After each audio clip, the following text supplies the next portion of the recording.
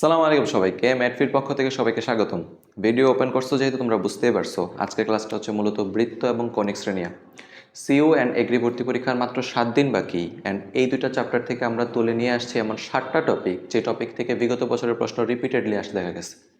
আমাদের বোর্ডের যে ইকুয়েশনটা দেখতে পাওয়া যাচ্ছে এটা হচ্ছে কণিকের আদর্শ সমীকরণ। কণিকের আদর্শ সমীকরণের ভাঙলে আমরা টোটাল 5টা এলিমেন্ট পাচ্ছি, অর্থাৎ 5টা উপাদান পাচ্ছি, যে 5টা ইম্পর্টেন্ট টপিক আমাদের ভর্তি পরীক্ষায় মিনিমাম 5টা কোশ্চেন তাই না দেয়।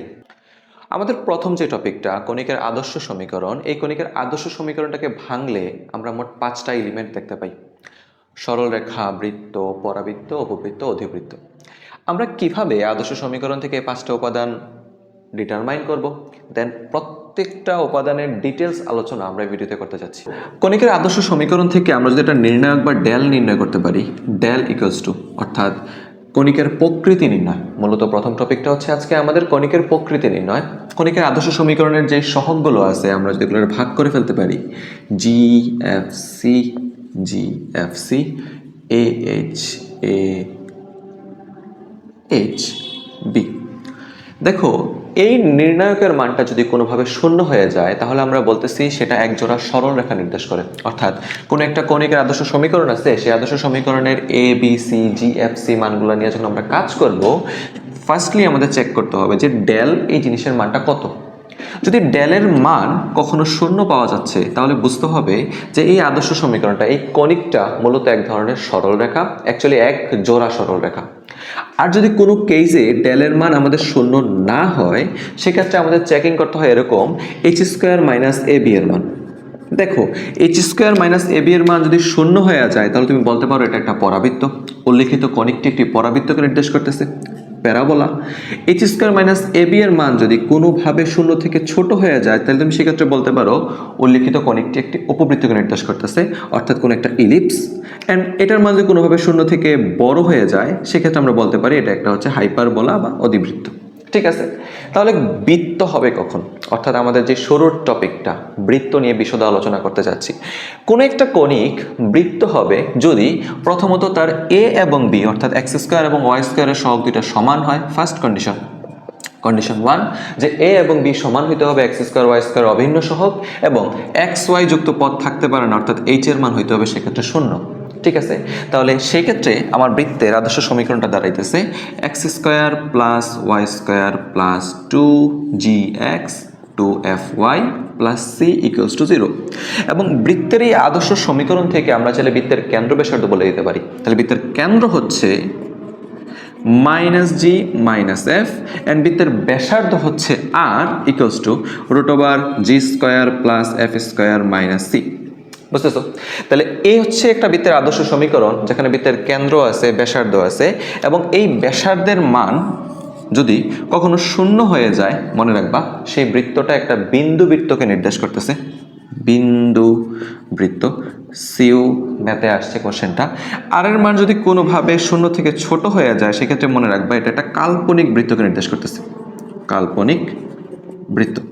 তো আলটিমেটলি আমরা এখন ভাঙা শুরু করি যে বৃত্তের এই আদর্শ সমীকরণ থেকে ঠিক কি কি ধরনের কোশ্চেন আসে। প্রথম যেই ধরনের কোশ্চেনটা আমরা দেখতে পাই সেটা হচ্ছে বৃত্তের সমীকরণ দেয়া থাকে, কেন্দ্র ব্যাসার্ধ নির্ণয় করতে বলে। আমাদের প্রথম প্রশ্নটা দিয়ে খেয়াল করো। প্রথম প্রশ্নে বলা হচ্ছে এ একটা বৃত্তের ব্যাসার্ধ নির্ণয় করো। ফার্স্টলি কোশ্চেনটা হচ্ছে এরকম: x square plus Y square minus 24x plus 10y equals to 0। এটা ব্যাসার্ধ নির্ণয় করো। এটা খুব ইজি, আমরা ফার্স্টলি বলতে পারি এখানে জি অর্থাৎ এক্স এর সহগ সেটার মান হচ্ছে -12, এফ অর্থাৎ ওয়াই এর সহগ সেটার মান হচ্ছে 5। আই গেস তোমরা ধরতে পারতেছো। স্টিল যদি ধরতে না পারো আদর্শ সমীকরণের সাথে কম্পেয়ার করো। X square plus Y square plus 2gx plus 2fy plus C equals to 0। এটা হচ্ছে কোনো একটা বৃত্তের আদর্শ সমীকরণ। আদর্শ সমীকরণের সাথে কম্পেয়ার করলে জি এর মান থাকে -12, এফ এর মান থাকে 5, অ্যান্ড সি এর মান নাই। বুঝতেই পারতেছো, ওয়াই এর পাশে যে সহগটা ছিল কনস্ট্যান্ট মানটা নাই, দ্যাটস ওয়াই সি এর মান 0। তাহলে আমরা যদি সিম্পলি ভাবে এটার ব্যাসার্ধ নির্ণয় করতে চাই R root over G square plus F square minus 0, তো রুট বলতে পারি 144 প্লাস 25 ইকুয়ালস টু 13, অর্থাৎ প্রথমটার উত্তর হচ্ছে 13। এরকম সিম্পল ইকুয়েশন থেকে কেন্দ্র এবং ব্যাসার্ধ বের করতে বলা হয় কোশ্চেনে সাধারণত। সেকেন্ড এই কোশ্চেনটার কেন্দ্র এবং ব্যাসার্ধ নির্ণয় করতে হবে। কিভাবে করতে পারি?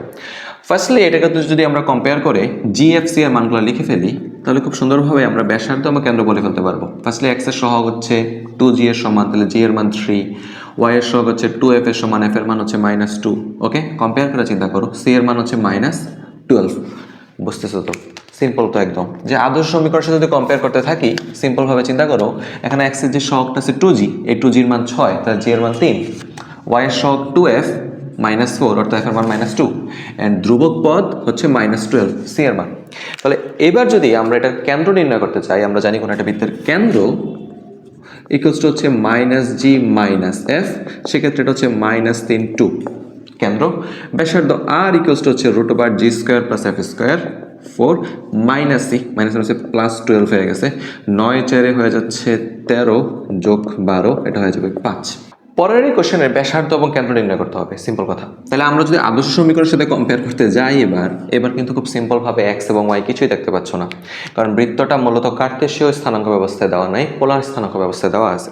আমরা যদি ছোট করে এই বিষয়টা শিখতে চাই, আমরা জানি x² + y² = r², কার্টেসীয় পোলারের রিলেশনের মাঝখানে, এবং আমরা জানি r x এক সেকেন্ড, আমরা জানি x হচ্ছে r cos θ and y r sin θ। এটা হচ্ছে x এবং y এর সাথে r এবং θ এর রিলেশন। তাহলে আমরা যদি সিম্পল ভাবে মূল ইকুয়েশনের মধ্যে r এর মান বসায় দেই, r² এর জায়গায় বসাইতে পারি x² + y² - 2√3, r cos θ মানে x এর সমান, r sin θ মানে y এর সমান +15। তাহলে দেখো আমার এই ইকুয়েশনটা আদর্শ আকারে চলে আসছে, কার্টেসীয় আদর্শ আকারে চলে আসছে। তাহলে সিম্পল ভাবে কাজ করতে পারলে আমরা বলতে পারি g ইকুয়ালস টু হচ্ছে আমার -√3, কারণ 2g এর মান -2√3, তাহলে g এর মান -√3, f এর মান হচ্ছে -4, c ইকুয়াল টু হচ্ছে 15। এবার সিম্পল ভাবে কেন্দ্র ব্যাসার্ধ যা চাইছে বের করে ফেলো না। কেন্দ্র হচ্ছে আমার √3, 4 -g - f, কিন্তু -g করলে এটা হয়ে যায় √3, -f করলে এটা হয়ে যায় 4। দেন ব্যাসার্ধ r চাইছে √g² + f², 3 যোগ 16 বিয়োগ 15। দেখো 16 থেকে 15 চলে গেলে 1 2, ব্যাসার্ধের মান হচ্ছে 2। সিম্পল। তো এরকম ছোট ছোট কোশ্চেন দেওয়া থাকে যেগুলো মূলত পোলার আকারে দিয়ে দেয়, আমাকে কনভার্ট করে নিতে হয় কার্টেসীয় আকারে। তো এরকম পোলার আকারে সমীকরণ দেখা ঘাবড়ানোর কিছু নাই, আমরা আরেকটা ম্যাথ সলভ করি। পরের কোশ্চেনে r = a cos θ একটা বৃত্তের সমীকরণ দেওয়া আছে, এন্ড বলছে বৃত্তের কেন্দ্র যদি 1/2, 0 হয়, তার ক্ষেত্রফল নির্ণয় করো। সিম্পলভাবে চিন্তা করো, আমরা জানি একটু আগে শিখছি যে r² = x² + y², first hour. Second কথা হচ্ছে x ছিল আমার r cos θ, অর্থাৎ সোজা বাংলায় আমার এখানে cos এর পাশে একটা r থাকা লাগবে, এবং কোশ্চেনে r² প্রয়োজন, আর প্রয়োজন না। তাহলে সিম্পলভাবে তুমি চিন্তা করতে পারো, দুই পাশে একটা r দ্বারা গুণ করে দাও, তাহলে r² থাকতেছে a r cos θ। খুব সহজভাবে কাজ করি, r² মানে হচ্ছে x² + y² ax। তাহলে এই বৃত্তের জন্য আমাকে ক্ষেত্রফল বের করতে হবে। সিম্পলি বৃত্তের কেন্দ্র জানা আছে, তাহলে আমি এটা কাজ করি, x² + y² - ax = 0। আমরা জানি এই বৃত্তের কেন্দ্র ইকুয়ালস টু হচ্ছে a/2, 0। বলাবার বুঝতেছো তো? x এর সহগ হচ্ছে 2g, then 2g equals to হচ্ছে এই ক্ষেত্রে আমার কিসের সমান? -a এর সমান। তাহলে g ইকুয়ালস টু হচ্ছে -a/2, দেন -g এর মান হয়ে গেছে শুধু a/2, আর y এর সহগ তো নাই, দ্যাটস ওয়াই y এর পার্টটা 0 হয়ে গেছে। এন্ড এই কেন্দ্রের মানটা কিসের সমান বলছে? দেখো 1/2, 0 বলছে, 1/2, 0 বলছে। তাহলে আলটিমেটলি আমি বলতে পারি আমার এই ক্ষেত্রে a এর মান হচ্ছে 1।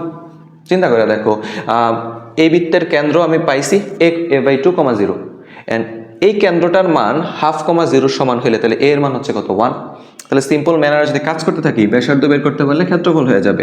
ব্যাসার্ধ r = √g², মানে হচ্ছে বুঝতে পারতেছো, 1/2, 1/4, f² মানে 0, - c, ইকুয়েশনে c নাই, দ্যাটস ওয়াই c 0 হয়ে গেছে।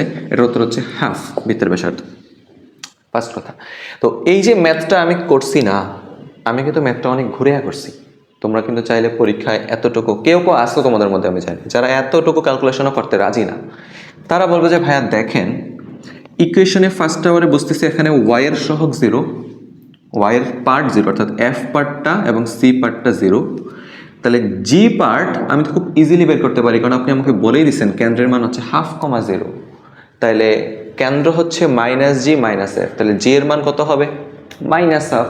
আর যখন বৃত্তের ক্ষেত্রে ব্যাসার্ধ আর এর মধ্যে এফ এবং সি 0 হয়ে যায়, সেক্ষেত্রে আর এর মান আর জি এর মড মান সমান হয়ে যায়। চিন্তা করে দেখো তো, আমার এই ক্ষেত্রে আমি বলতে পারি না আর স্কোয়ার ইকুয়ালস টু হচ্ছে জি স্কোয়ার, এফ এবং সি এর মান তো 0, তাহলে আর এর মান হচ্ছে জি এর কিসের মানের সমান? মড মানের সমান, কারণ ব্যাসার্ধ তো ঋণাত্মক হতে পারে না।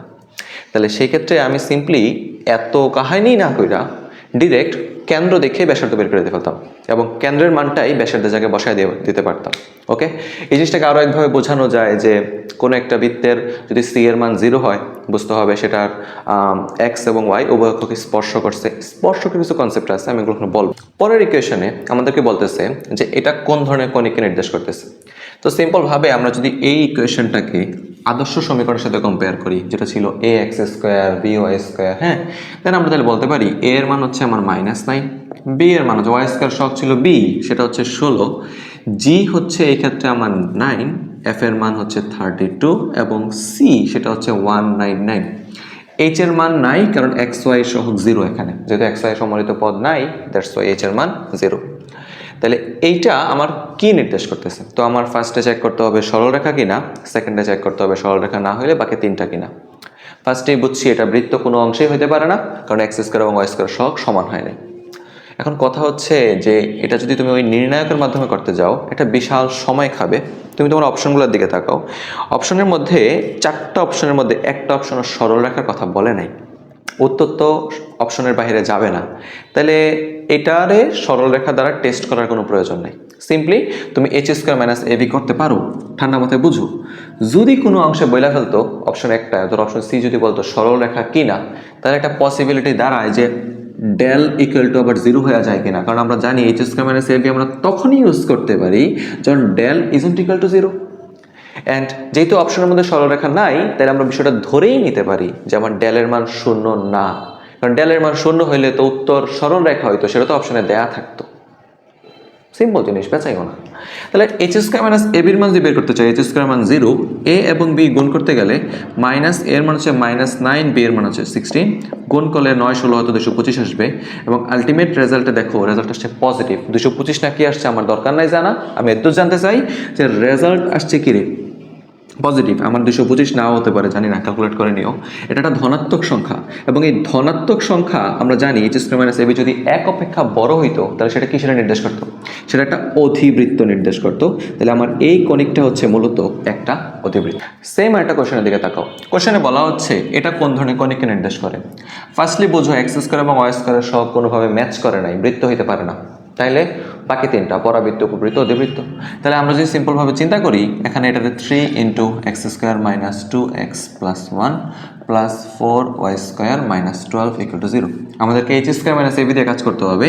এইচ স্কোয়ার মাইনাস এবি এর মধ্যে চিন্তা করো এইচ এর মান নাই, কারণ এক্স স্কোয়ার সম্বলিত পদ নাই, তাহলে H square equal to 0 minus A এর মান হচ্ছে 3, বি এর মান হচ্ছে 4, তাহলে -12 যেটা শূন্য থেকে একটা ছোট সংখ্যা, তাহলে আমার এই কনিকটা হচ্ছে মূলত একটা উপবৃত্ত। সেম কোশ্চেন আবারও আসছে, সিওর জন্য এটা একটা হট টপিক। এই কোশ্চেনটা বারবার চট্টগ্রামে আসতে দেখতেছি আমরা। কোশ্চেনে বলতেছে এটা কোন ধরনের কনিক, আবারও সেম কথা বইলা বোর করতে যাচ্ছি। এক্স স্কোয়ার ওয়াই স্কোয়ারের সহগ সমান না, তাই বৃত্ত হইতে পারে না। H square minus a B দিয়ে চেক করে দেখো এইচ স্কোয়ার মান 0, এ এর মান হচ্ছে এখানে -1, বি এর মান হচ্ছে এখানে +1, যেহেতু সংখ্যাটা ধনাত্মক 1 হইছে এবং এখানে H square minus a B এর মান পজিটিভ আসছে, অর্থাৎ 0 থেকে বড় আসছে, তাই এটা একটা অধিবৃত্তকে নির্দেশ করতেছে। পরের ইকুয়েশনটার দিকে তাকাও, অনেক ইন্টারেস্টিং একটা ম্যাথ। এখানে এক্স এবং ওয়াই এর পরামিতিক স্থানাঙ্ক আকারে দেওয়া আছে। সমীকরণে বলতে চাইছে এটা কোন ধরনের কনিক। এখন তুমি যখন আদর্শ সমীকরণে না জানবা, সেক্ষেত্রে তুমি কিভাবে ডিটারমাইন করবা এবিসি কোনটা, জিএফ কোনটা, এইচ কোনটা। তো এটার ফার্স্টে আদর্শ সমীকরণে নেওয়া জরুরি। তোমরা একটা কাজ করতে পারি, আমরা করতে পারি কি x square plus Y square করতে পারি। দেখো বাম পাশে এ প্লাস বি হোল স্কোয়ারের সূত্র হয়ে যাবে এ স্কোয়ার। চিন্তা করে দেখো ইকুয়েশনের মধ্যে আমাদের একটা পজিটিভ অংশ 2ab চলে যাচ্ছে এবং এ স্কোয়ারে যদি কমন নেই, তাহলে সেটা থাকতেছে a square into sine square theta plus cos square মানে 1, b square into sine square theta plus cos square theta মানে ইন্টু 1। তাহলে x square plus Y square equal to থাকতেছে সাম কনস্ট্যান্ট, অর্থাৎ x square plus Y square equal to some constant আমরা বলতে পারি আর square. Ultimately এটা একটা বৃত্তের সমীকরণ। কি কি যুক্তিতে বৃত্তের সমীকরণ? ফার্স্ট আওয়ারে এক্স স্কোয়ার এবং ওয়াই স্কোয়ারের সহগ সমান জি। এক্স ওয়াই সম্বলিত কোনো পদ আছে নাই, তাহলে এটা আলটিমেটলি এটা কিসের সমীকরণ? এটা একটা বৃত্তের সমীকরণ। তো পরীক্ষায় আমরা পারমেত্রিক স্থানাঙ্ক যেগুলো দেখা অভ্যস্ত, যেমন তোমরা অধিবৃত্তের জন্য পারমেত্রিক সমীকরণ স্থানাঙ্ক দেখছো a sec theta, B tan theta, হ্যাঁ। উপবৃত্তের জন্য তোমরা দেখে আসছো a sin theta into B cos theta, অর্থাৎ দুইটা এক্স এর মান a sin থিতা, ওয়াই এর মান b cos থিতা। অ্যান্ড সবার মধ্যে একটা জিনিসে ঘুরতো কোশ্চেনটা দেখা যে এক্স কজে আছে, ওয়াই সাইনে আছে, মনে হয় এটা একটা উপবৃত্তের সমীকরণ। এমন কিছু করা যাবে না, এটা সমীকরণটা যুগল আকারে আছে। অ্যান্ড এই ধরনের সমীকরণ দেওয়া থাকলে সিম্পল আওয়ারে sine square plus cos square theta equal to 1, এই জিনিসটার বেনিফিট নিয়ে আমরা ইকুয়েশনে পৌঁছাতে হবে। দেখো আমাদের সেকেন্ড যে টপিকটা সেটা হচ্ছে বৃত্তের সব ধরনের প্যারামিটার নিয়ে কাজ করতে হবে। অর্থাৎ একটা বৃত্তের মধ্যে যে ধরনের প্যারামিটারগুলো থাকতে পারে, x square plus Y square plus 2gx 2fy plus C equals to, যেটা হচ্ছে আমার একটা বৃত্তের আদর্শ সমীকরণ। এই বৃত্তের কেন্দ্র এবং ব্যাসার্ধ তুমি জানো -g - f, এবং ব্যাসার্ধ আর হচ্ছে √g square plus f square minus C. Other কি কি প্যারামিটার থাকতে পারে? যেমন এই বৃত্তটার এক্স অক্ষের খণ্ডিতাংশ, এক্স অক্ষের খণ্ডিতাংশ সেটা হচ্ছে 2√g square minus C, x অক্ষের খণ্ডিতাংশ। এই বৃত্তটার ওয়াই অক্ষের খণ্ডিতাংশের মান হচ্ছে 2√f স্কোয়ার মাইনাস সি। আমি জানি বলাপন তোমাকে এটি শেষ অলরেডি, স্টিল যদি কারো শেষ না হয়ে থাকে অ্যান্ড ওপেন করে ফেলো, ফরজ দায়িত্ব হচ্ছে তোমাকে বোঝানো। দেখো 2√f square minus C Y অক্ষের খণ্ডিতাংশ, যদি একটা বৃত্ত থাকে, বৃত্তটা যদি আমার ওয়াই অক্ষটারে খণ্ডিত করে যায়, অর্থাৎ ওয়াই অক্ষটারে ছেদ করে, তাহলে ওয়াই অক্ষের যেটুকু অংশ খণ্ডিত পরিমাণে থাকে সেটা হচ্ছে 2√f স্কোয়ার মাইনাস সি। আর যদি সেটা এক্স অক্ষরে খণ্ডিত করে, সেক্ষেত্রে বুঝতেই পারতেছো সেটা হচ্ছে 2√g স্কোয়ার মাইনাস সি। কোন একটা বৃত্ত সেটা যদি এক্স অক্ষকে খণ্ডিত বা ওয়াই অক্ষকে খণ্ডিত না করে, ইমাজিন করো এই বৃত্তটা যেটা ওয়াই অক্ষকে স্পর্শ করে চলে গেছে, ওয়াই অক্ষরে স্পর্শ করে চলে গেলে বস সেই ক্ষেত্রে আমি জানি 2√f স্কোয়ার মাইনাস সি 0, কারণ কোনো অংশ খণ্ডিত করতেছে না। অর্থাৎ যদি শুধুমাত্র ওয়াই অক্ষকে স্পর্শ করে সেক্ষেত্রে সি ইকুয়ালস টু হয়ে যেতেছে আমার এফ স্কোয়ারের সমান, আমার সি এর মান এফ স্কোয়ারের সমান। এবং সিমিলারভাবে এক্স অক্ষকে স্পর্শ করলে আমি বলতে পারি আমার সি ইকুয়ালস টু হচ্ছে জি স্কোয়ারের সমান। তুমি এই কনসেপ্ট একটু চিন্তা করবে যে এক্স অক্ষরে স্পর্শ করলে এক্স অক্ষর খণ্ডিতাংশ থাকে না, সেক্ষেত্রে c equal to g square. এই দুইটা, এটা হচ্ছে একটা ইম্পর্টেন্ট, মানে ডিউর জন্য তো ফরজ কথাবার্তা আর কি। দেন কোনো একটা বৃত্ত যদি উভয় অক্ষকে স্পর্শ করে, এই যে এমত অবস্থা এক্সেরও করছে ওয়াইয়েরও করছে, সেক্ষেত্রে আমার উভয় অক্ষকে স্পর্শ করলে c equal to g square equal to f square. যাচ্ছে, বোঝা যাচ্ছে। অ্যান্ড এই বৃত্ত থেকে আরও কিছু জিনিস চিন্তা ভাবনা করা যেতে পারে। চিন্তা করো কোন একটা বিন্দু, হ্যাঁ, যদি বৃত্তের ওপরে অবস্থান করে, বৃত্তের ভিতরে অবস্থান করে অথবা বাহিরে অবস্থান করে, কিভাবে নির্ণয় করবো? রাইট, তো এটা খুব সিম্পলভাবে চিন্তা করা যেতে পারে। মনে করো কোনো একটা বিন্দু আছে, যে বিন্দুটার স্থানাঙ্ক হচ্ছে x1 y1, এবং এই বিন্দুটা থাকতে পারে বৃত্তের বাহিরে অথবা বৃত্তের ওপরস্থ কিংবা বৃত্তের অভ্যন্তরস্থ, যে কোনো দিকে তো থাকতে পারে। তাহলে একটা বিন্দু বৃত্তের কোথায় অবস্থান করতেছে সেটা জানার জন্য আমরা সিম্পলি, যদি এটা হয় বৃত্তের কোনো একটা সমীকরণ g অফ x, y, আমরা এই সমীকরণে x এবং y এর বদলে বিন্দুটারে সিম্পলি বসায় দেব x1 y1। বিন্দুটা বসে কখনো যদি মানে শূন্য হয়, অর্থাৎ বিন্দু দ্বারা যদি বৃত্তটা সিদ্ধ হয়, তাহলে সেক্ষেত্রে বলতে পারি বিন্দুটি বৃত্তের ঠিক পরিধির উপরস্থ আছে, মানে এই জায়গায়। ওকে, তাহলে সেক্ষেত্রে আমরা বলতে পারি এটা আমার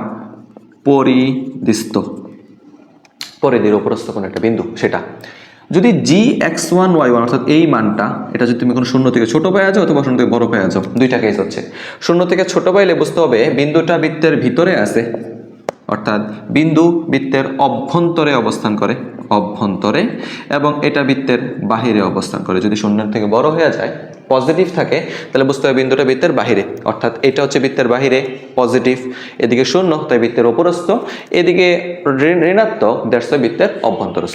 আমাদের পরবর্তী যে টপিকটা সেটা হচ্ছে স্পর্শ এবং স্পর্শক। এটা সিও পরীক্ষার জন্য হট টপিক, সোজা বাংলায় অনেক বেশি পরিমাণে কোশ্চেন আসতে দেখা যায়। কোন একটা রেখা কোন একটা বৃত্তকে স্পর্শ করবে কখন? সিম্পল ম্যানারে চিন্তা করি, একটা বৃত্ত আছে, কোন একটা রেখা আছে, যে রেখাটা বৃত্তটাকে জাস্ট স্পর্শ করে চলে গেছে। কোন একটা রেখা কর্তৃক বৃত্ত স্পর্শিত হবে যদি ওই বৃত্তের কেন্দ্র হতে রেখার উপর অঙ্কিত লম্ব দূরত্ব ডি বৃত্তের ব্যাসার্ধ আর এর সমান হয়ে যায়। দেখো তো কোনো একটা রেখা যদি বৃত্তের স্পর্শ না করে, সেক্ষেত্রে এই যে অঙ্কিত লম্ব দূরত্বটা আছে ডি এর মান এবং আর এর মান, এটাকে সমান হইতেছে কোনো অংশে? হইতেছে না। কখন সমান হইতেছে? যখন স্পর্শ করতেছে, রাইট? তাহলে আমরা সিম্পলভাবে চিন্তা করতে পারি, স্পর্শ হওয়ার শর্ত, এটা মাথায় রেখে দিবা, স্পর্শ হওয়ার শর্ত ইকুয়ালস টু হচ্ছে ডি ইকুয়ালস টু আর। ফলাফল বাংলা লিখতে ভালো লাগতেছে না, লিখতাম যে কোনো একটি সরলরেখা বৃত্তকে স্পর্শ করবে যদি বৃত্তের কেন্দ্র হতে সরলরেখার উপর অঙ্কিত লম্ব দূরত্ব ইকুয়ালস টু বৃত্তের ব্যাসার্ধের সমান হয়। ভাইয়া লেখা দিই, দেখো তবু। ব্যাসার্ধ হচ্ছে √/g² + f² - c, ব্যাসার্ধের ইকুয়েশন। লম্ব দূরত্বের ইকুয়েশনটা বলেন। দেখো ভাইয়া, যে কোনো একটা সরলরেখার সমীকরণ হচ্ছে ax + by + c = 0। এই c হচ্ছে কনস্ট্যান্ট c, কেমন? তো এটার কাজ করতে পারি, c1 লেখা দিই, c1 = 0। ধরো বৃত্তের কেন্দ্র হচ্ছে x, y, g - f লিখতে পারো তুমি চাইলে, সমস্যা নেই, আমি xy ধরছি। বা আমি একটা কাজ করি, লিখেই দেই, যাও, বৃত্তের কেন্দ্র হচ্ছে -g - f, কারণ পরবর্তীতে xy একটু ভিন্নতা তোমার কাছে লাগতে পারে। কেন্দ্র হতে বৃত্তের উপর অঙ্কিত লম্ব দূরত্ব বের করার নিয়ম কি? সরলরেখা তোমরা পড়ছো, জানো যে বিন্দু হতে সরলরেখার উপর লম্ব দূরত্ব অঙ্কন করা হয়, বিন্দুটা ফার্স্টে কি করতে হয়? সরলরেখায় বসায় দিবা, x এর বদলে -g বসাবা, -ag, y এর জায়গায় -f বসাবা, -bf + c1। ওকে, দেন নিচে হরে ভগ্নাংশের লবে বিন্দু বসাই, সিম্পল ভাবে লিখে দেই, বিন্দু বসাই, এন্ড হরে x এবং y এর সহগের বর্গের সমষ্টি a² + b²। সিম্পল, বুঝতেছো? তাহলে এইভাবে আমরা চাইলে কোন একটা বৃত্তকে সরলরেখায় স্পর্শ করবে কি করবে না চেক করতে পারি। স্পর্শ করলে অজানা মানগুলা কিভাবে কিরকম হবে সেটা নির্ণয় করতে পারি। মনে করো বাহ্যিক কোন একটা বিন্দু আছে x1 y1, x1 y1 বিন্দু থেকে এই বৃত্তের উপর স্পর্শক এঁকে দিলাম, এবং এই যে স্পর্শটা আঁকছি সেই স্পর্শকের সমীকরণ নির্ণয় কিভাবে করতে হয় সেটা আমি একটা সময় লাস্টে 7 নম্বর টপিকে শেখামো। ফার্স্টে শেখামো স্পর্শকের দৈর্ঘ্য নির্ণয় করার উপায় কি। যদি আমার বৃত্তের সমীকরণটা থাকে gx, y equals two √x² + y² + 2gx + 2fy + c, তাহলে x1 y1 বিন্দু হতে স্পর্শকের দৈর্ঘ্য হচ্ছে, স্পর্শকের দৈর্ঘ্য ইকুয়ালস টু, আমার জানি √, সিম্পলভাবে বিন্দুটা বসায় দেবেন ভাইয়া, x1 y1, শেষ, কাজ শেষ, এত কষ্ট করতে হবে না। অর্থাৎ তুমি করবা কি, √ দিবা, সিম্পলভাবে ইকুয়েশন বসায় দিবা। এখানে একটু ভুল করে ফেলছি, তাড়াতাড়ি করতে চাই। এটা হচ্ছে কোন একটা বৃত্তের, হ্যাঁ রিভাব করি, বলি, এটা হচ্ছে কোন একটা বৃত্তের সাধারণ সমীকরণ, আদর্শ সমীকরণ। এই বৃত্তের ওপর বাহ্যিক বিন্দু x1 y1 বিন্দু হতে অঙ্কিত স্পর্শকের দৈর্ঘ্য হবে √, সেই বৃত্তের সমীকরণে বিন্দুটা সিম্পলভাবে বসায় দিব, ইনপুট করে দিব। অর্থাৎ যত জায়গায় x আছে x এর জায়গায় x1 বসায় দিবা, y এর জায়গায় y1 বসায় দিবা, কাজ শেষ। এবং এই বাহ্যিক বিন্দু হতে বৃত্তের উপর অঙ্কিত স্পর্শকের সংখ্যা, সেটা আমাদের সিওর জন্য ইম্পর্টেন্ট না। যদি অন্য কোনো ভার্সিটিকে টার্গেট করতাম অবশ্যই শিখাইতাম, বিন্দুর ওপর অবস্থান করতেছে। অ্যান্ড সেকেন্ড কথা হচ্ছে বাহ্যিক বিন্দু থেকে এই যে অঙ্কিত স্পর্শকের সমীকরণ জিনিসটা ইম্পর্টেন্ট। সমীকরণটা শিখাবো কিভাবে বের করা যেতে পারে। ধরো তোমাকে এই ইকুয়েশনটা দিছে, পরের প্রশ্নে বলা হচ্ছে 1,3 বিন্দু হতে এই বৃত্তের ওপর অঙ্কিত স্পর্শকের দৈর্ঘ্য নির্ণয় করো। এখন অঙ্কিত স্পর্শকের দৈর্ঘ্য বের করার জন্য তো আপনি বলছেন যে যদি ইকুয়েশন থাকে এরকম g(x, y) হচ্ছে ধরো -9 = 0, অ্যান্ড এই ইকুয়েশনে সিম্পলভাবে বিন্দু বসায় রুট করে দিলে তো হয়ে যায়। তাহলে অনেকে করতে চাচ্ছ কি, d = √, ডাইরেক্ট x এর জায়গায় 1, y এর জায়গায় 3 বসায় উত্তর নিয়ে আসবা √11। এটা করা যাবে না বলাবেন, কারণ হচ্ছে যে এটা ভুল উত্তর। এটা অপশন যদি দেওয়া থাকে তুমি এটা ট্র্যাপে পা দিতে যাচ্ছ আসলে। কারণ হচ্ছে যে এটা তো বৃত্তের আদর্শ সমীকরণ না রে বেটা। আদর্শ সমীকরণটা ছিল কিরকম, আদর্শ সমীকরণ কনভার্ট করার জন্য x² এবং y² সহগটা কত বানিয়ে নাও, 1 বানিয়ে নাও। তাহলে 2 দ্বারা যদি ভাগ করি তাহলে -9/2। এইবার তুমি বিন্দু বসাও, যত ইচ্ছা হয় তত বিন্দু বসাইলে 1² + 3² -9/2, পুরাটা নিয়ে কাজ করো, √, নিচে 2 থাকলে 2 + 18 - 9, সেটা হয়ে যাবে মোস্ট প্রবাবলি √11/2। দেখো মূল পরীক্ষায় স্যারেরা তোমার জন্য প্রশ্ন 20টা প্রশ্ন রাখতেছে না, চট্টগ্রামে তো 1.25 এর কোশ্চেন, প্রত্যেকটা 1.25, 20টা 25। তো ওনারা অ্যাকচুয়ালি 20টা ট্র্যাপ বিছান, এন্ড তুমি সেই ট্র্যাপে খুব সাকসেসফুলি পা দিতে যাচ্ছিলা। √11 কখনোই উত্তর না, এখানে উত্তর হচ্ছে √11/2। পরের কোশ্চেনে বলতেছে যে আমার এই রেখাটা উপরের বৃত্তটাকে যদি স্পর্শ করে তাহলে আমাকে কে এর মানটা নির্ণয় করতে হবে। আমরা জানি কোনো একটা রেখা কোনো একটা বৃত্তকে স্পর্শ করলে তার জন্য বৃত্তের কেন্দ্র হতে রেখার উপর অঙ্কিত লম্ব দূরত্ব ইকুয়ালস টু হচ্ছে বৃত্তের ব্যাসার্ধ। এন্ড বৃত্তের কেন্দ্র ব্যাসার্ধ তো জানা কথা, ক্লাসের শুরু থেকে দেখে আসতেছো। কেন্দ্র হয়ে যাচ্ছে এই ক্ষেত্রে সিম্পলি আমি বলে দিই 4,1, অ্যান্ড ব্যাসার্ধ হচ্ছে এই জন্য √16 + 1 - 4 তো সেটা হবে √17 √13, সিম্পল। তাহলে ব্যাসার্ধের মান আসতেছে √13 এবং কেন্দ্র থেকে অঙ্কিত লম্ব দূরত্ব, বলা পানি একটু ঠান্ডা মাথায়, কেন্দ্রের বিন্দুটা উপরে রেখার উপর বসায় দেন, সিম্পল উপর। তাহলে 3 × 4 + k × 1 - 1 এন্ড রুট নিচে x এর সহগের বর্গ y এর সহগের বর্গ, x এর সহগের বর্গ 9, y এর সহগের বর্গ হচ্ছে k²। কাজ যদি করতে পারি আমরা আলটিমেটলি পাচ্ছি 12 + k - 1 √9 + k² = √13। ওকে, তো এটারে সলভ করা অনেক সময় সাপেক্ষ ব্যাপার। এরকম অবস্থায় আসার পরে অপশন টেস্ট করবা, অপশনের মান বসায় দাও। দেখো এখানে অপশন আছে, প্রত্যেকটাতে 2টা করে অপশন আছে, যেহেতু এটা দ্বিঘাত সমীকরণ আছে k²। তুমি সিম্পলি করো কি, পুরা ইকুয়েশন থেকে যে কোনো একটা অপশনকে এই স্টেটমেন্ট আসার পরে সলভ করে রেজাল্ট বের করবে এমন মানসিকতা রাখা যাবে না। তোমার কাছে 4টা অপশন এবার আছে, বুঝো। কারণ 4টা অপশনের মধ্যে যে কোনো একটা অপশন বসে দেখো কোনটার জন্য আমার এই সমীকরণটা সিদ্ধ হচ্ছে, অর্থাৎ কোন অপশনটার জন্য তুমি বাম পাশের মানটা √13 এর সমান পাইতেছো। যেই অপশনটা সত্য হইতেছে সেটাই উত্তর হয়ে যাবে। আদারওয়াইজ আপনার যদি খুব বেশি সময় থাকে আর কি, সেই ক্ষেত্রে আপনি হরটা ওই পাশে পাঠাইবেন, বর্গ করবেন, এক পাশে আনবেন, দ্বিঘাত করে মূল নির্ণয় করবেন, 4-5টা এমসিকিউ সময় শেষ এবং ফ্রাস্ট্রেশনে ভুগবা। ঠিক আছে, এরকম করতে যাইয়া যেমন তুমি 4-5টা এমসিকিউ সময় খাবা, লাস্টের দিকে তুমি ফ্রাস্ট্রেশনে পড়ে আরো 4-5টা এমসিকিউ ভুল করবা, এটি করা যাবে না সোজা কথা। সেম ম্যাথটা যদি আমি একটু হালকা চেঞ্জ করে দিই, অর্থাৎ কে এর মানের জায়গায় যদি বলে দিই 2y এবং +k, জি এই সেম ইকুয়েশনটা একটু হালকা চেঞ্জ করে সিইউ পরবর্তী কোনো একটা ইয়ারে দেওয়া হয়েছিল, অর্থাৎ রিপিটেড একটা কোশ্চেন নিয়ে কথা বলতে যাচ্ছি আমি। সেক্ষেত্রে দেখো আমার ম্যাথের মধ্যে হালকা একটু চেঞ্জ হবে, কেন্দ্র ব্যাসার্ধ যেমন ছিল ঠিক থাকবে, জাস্ট ওনারা সরলরেখা সমীকরণটা চেঞ্জ করছেন। সেক্ষেত্রে আমরা যদি বিন্দু বসায় দিই, এক্ষেত্রে পাইতাম কে এর জায়গায় 2 অ্যান্ড প্লাস একটা কে, ঠিকঠাক। তাহলে চিন্তা করে দেখেন, এদিকে তো √ কি, রুট হচ্ছে x এর সহগের বর্গ, y এর সহগের বর্গ, অ্যান্ড কাজ যদি করতাম সেক্ষেত্রে নিচে পাইতাম √13 অ্যান্ড দেখো ওপরে হচ্ছে 3×4 = 12 + 2 + k। অ্যান্ড একটু আগের অঙ্কটা থেকে এই অঙ্কটা লটস অফ ইজিয়ার, যেমন এটারে তুমি দ্বিঘাত সমীকরণ পাচ্ছ না, কে এর মান একটাই, ইজিলি এই পাশে হয়ে যাবে 13 12 + 14 + k = 13, কে এর মান হয়ে যায় 1। খুব সিম্পলি 1 না -1, এই ভুল করিস না, -1, ঠিক আছে। অপশন যদি 2টা করে ভ্যালু দেয় তাহলে মডিউলাস ধরে প্লাস মাইনাস নিয়ে কাজ করো, সেক্ষেত্রে 2টা করে ভ্যালু আসবে। পরের ম্যাথে বলতেছে যে কোন শর্তে x + y = 1 রেখাটা আমার এই বৃত্তটাকে স্পর্শ করবে। স্পর্শ করার শর্ত এটা ইউজ করো, d = r। তুমি সিম্পলি এই ইকুয়েশন থেকে ব্যাসার্ধের মানটা নিয়ে আসো, √g² f²। বুঝতেই পারতেছো f এবং c নাই, g এর মান হইতেছে 4a² এন্ড বাম পাশে একটা কাজ করো, এটার কেন্দ্রটা লিখে দেই পাশে করে, কেন্দ্র হচ্ছে আমার a, 0। তাহলে লম্ব দূরত্ব বের করার উপায় হচ্ছে বিন্দু বসায় দিতে হয়, তাহলে a + 0 - 1 √x এর সহগের বর্গ, y এর সহগের বর্গ, একসাথে √2 লিখে দিলাম। তাহলে পাইতেছি a - 1 মডিউলাস = √2 × 2a। তাহলে পাইতেছেন a - 1 হচ্ছে 2√2a, শর্তটা দাঁড়াচ্ছে a - 2√2a = 1। এই শর্তে এই রেখাটা এই বৃত্তটাকে স্পর্শ করবে। দেখো তোমাদের জন্য খুব কঠিন কিছু না, তোমরা ভাবতেছো হয়তো বা চ্যাপ্টার এটা পড়ি নাই কখনো, খুব কঠিন হচ্ছে এরকম কিছু না, সিম্পল। চিন্তা করে দেখেন, জাস্ট অল্প অল্প কনসেপ্ট, এই d = r, এটা তুমি যদি সারা জীবন নাও পড়ে থাকো, এখন 3টা এমসিকিউ সলভ করছি, ক্লিয়ার হয়ে যাওয়ার কথা। পরীক্ষায় কিছু না শিক্ষা যাওয়ার থেকে অ্যাটলিস্ট যদি পরীক্ষার 7 দিন আগে তুমি d = r যাই না একটা এমসিকিউ জাগাইতে পারো, সমস্যা কি, লস হচ্ছে না। পরের কোশ্চেনে বলতেছে এই বৃত্তটা এই রেখাটাকে স্পর্শ করবে যদি c এর মান কত হয়। তুমি সিম্পলভাবে জানো যে এই একই কথা, d = r হয়ে আছে বলাবার, অর্থাৎ এখানে লম্ব দূরত্ব, সিম্পল চিন্তা করে, এটা হচ্ছে একটা বৃত্ত, যে বৃত্তটার কেন্দ্র হচ্ছে কোথায় রে, মূল বিন্দুতে, বৃত্তের ব্যাসার্ধ হচ্ছে 2, আই হোপ তুমি জানো এটা, এবং y = c, এটা হচ্ছে x অক্ষের সমান্তরাল একটা সরলরেখা, অর্থাৎ এটা হচ্ছে x অক্ষের সমান্তরাল একটা সরলরেখা, যেখানে ধ্রুবক পদের মানটা হচ্ছে c।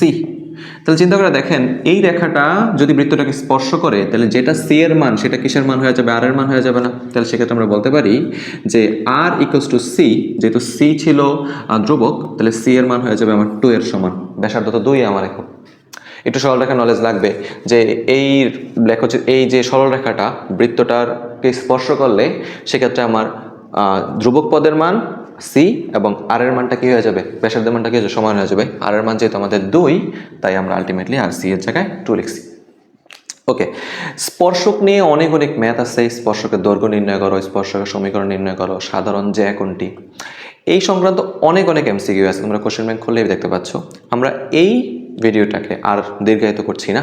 আমরা করব কি, এই ভিডিওটা একটা সেকেন্ড পর্ব নিয়ে আসতে চাচ্ছি, কারণ অনেকে আছে ইন্টারেস্টেড, অনেকে আছে ইন্টারেস্টেড না। যারা ইন্টারেস্টেড না তাদের সময় না হারাই, তোমরা এটা দ্বিতীয় পর্বে আমি মূলত one shot parabola, one shot পরাবৃত্ত, উপবৃত্ত অ্যান্ড ফাইনালি লাস্টে যেটা আছে অধিবৃত্ত। অধিবৃত্ত খুব বেশিটা পড়া লাগে না, পরাবৃত্ত আর উপবৃত্ত জিনিসটা পড়াই দেব। তোমরা কমেন্ট করে জানাবা যে পর্ব 2 আসলে তোমাদের দরকার কিনা। লাস্টে একটা সিম্পল টেকনিক শিখিয়ে দেওয়া যায়। y equals to mx plus C সরলরেখাটা X square plus Y square equals to A square এই বৃত্তটাকে স্পর্শ করবে যদি সি এর মান হয়ে যায় আমার a বাই m এর সমান। y ইকুয়াল টু, দুঃখিত, y equal to mx plus C সরলরেখাটা X square plus Y square equal to A square সরলরেখা বৃত্তটাকে স্পর্শ করবে যদি সি এর মান হয়ে যায় root over A square plus M স্কোয়ারের সমান। Okay, and y equal to mx plus C সরলরেখা পরাবৃত্তকে স্পর্শ করলে কি হয়, অধিবৃত্তকে স্পর্শ করলে কি হয়, অনেক কনসেপ্ট আছে। এই সবগুলা জিনিস আমরা পরবর্তী ভিডিওটাতে আলোচনা করব, এটাকে আর দীর্ঘায়িত করতেছি না। অ্যান্ড তোমাদের সাথে দেখা হচ্ছে পরের কোনো ভিডিওতে।